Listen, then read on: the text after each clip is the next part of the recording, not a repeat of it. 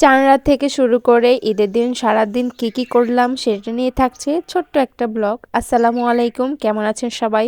আশা করি অনেক বেশি ভালো আছেন। আলহামদুলিল্লাহ আমরাও অনেক বেশি ভালো আছি।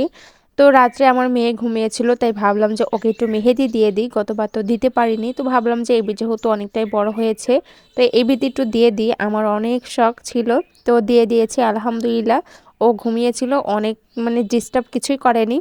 তো আমারই মেহেদি দিতে দিতে একদম ভোর হয়ে গিয়েছিল, আর মেহেদি দেওয়া শেষ করে সকালও হয়ে গিয়েছিল, তাই আর ঘুমানো হয়নি।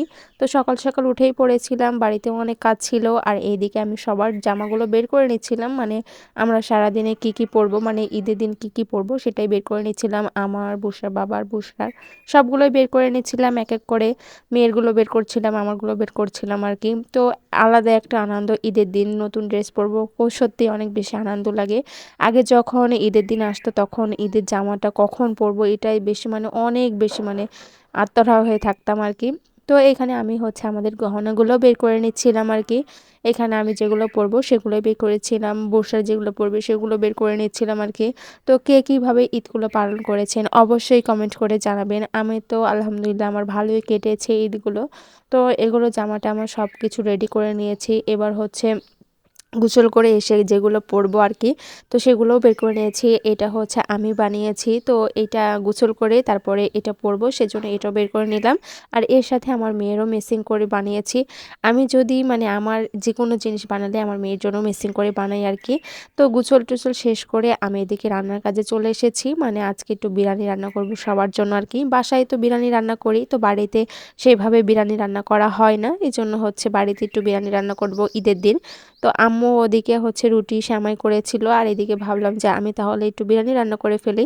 তো বিরিয়ানি রান্না করার বিষয়ে আমি তেমন কিছুই বলবো না, যেহেতু সবাই জানে আর কি। এখানে মশলাগুলো কষিয়ে নিয়েছি, তারপরে হচ্ছে আমি মাছগুলো মানে মাংসগুলো দিয়ে দিলাম, আর এদিকে আমার মাংসগুলো কষানো শেষ, তারপরে আমি হচ্ছে চালগুলো দিয়েছি, আর রান্নাটাও প্রায় শেষ। আর এদিকে আমার হাতের মেহেদির কালারটা হচ্ছে কেমন আসছে জানি না, তবে হচ্ছে পরে অবশ্য কালার হবে। আমার কাবেরী মেহেদি ছাড়া অন্য কোনো মেহেদি আমার ভালো লাগে না আর কি।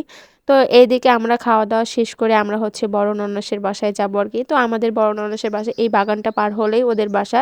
তো রাস্তা দিয়ে গেলেও যাওয়া যায়, তবে রাস্তা দিয়ে গেলে অনেকটাই দেরি হয়। আর এই যে এই বিলটা পার হলে আমাদের ননসের বাসা আর কি। তো আমি বিল দিয়ে হাঁটছিলাম, আর হচ্ছে বুসরা বাবুকে বলছিলাম দেখো কত ভালো হয়েছে, যে হচ্ছে তোমার বোনের বাসায় যাইতে হলে কোনো টাকা পয়সা লাগে না। এই পাশেও পেঁয়াজ লাগাইছে, ওই পাশেও পেঁয়াজ লাগাইছে, আর আমার শাশুড়ি যেন কি বেঁধে দিছে সেগুলোই নিয়ে যাচ্ছিলাম আর কি। ও হ্যাঁ, আমরা একটু বিরিয়ানিও রান্না করেছিলাম না, ওইটাই আমার ননদের জন্য নিয়ে যাচ্ছিলাম আর কি। তো বিল দিয়ে যাচ্ছিলাম। ওদের বাসায় যাওয়ার পরে দেখছি আমার ভাগ্নি রান্না করছিল, মানে আমার ননদের অপারেশন করা হয়েছিল সেজন্য উনি রান্না করতে পারেনি। তো এখানে হচ্ছে ভাগ্নি রান্না বান্না শেষ করে ওকে নিয়ে আমরা ছোট ননদের বাসায় গিয়েছিলাম। তো আজকের মতো এখানেই, আল্লাহ হাফেজ।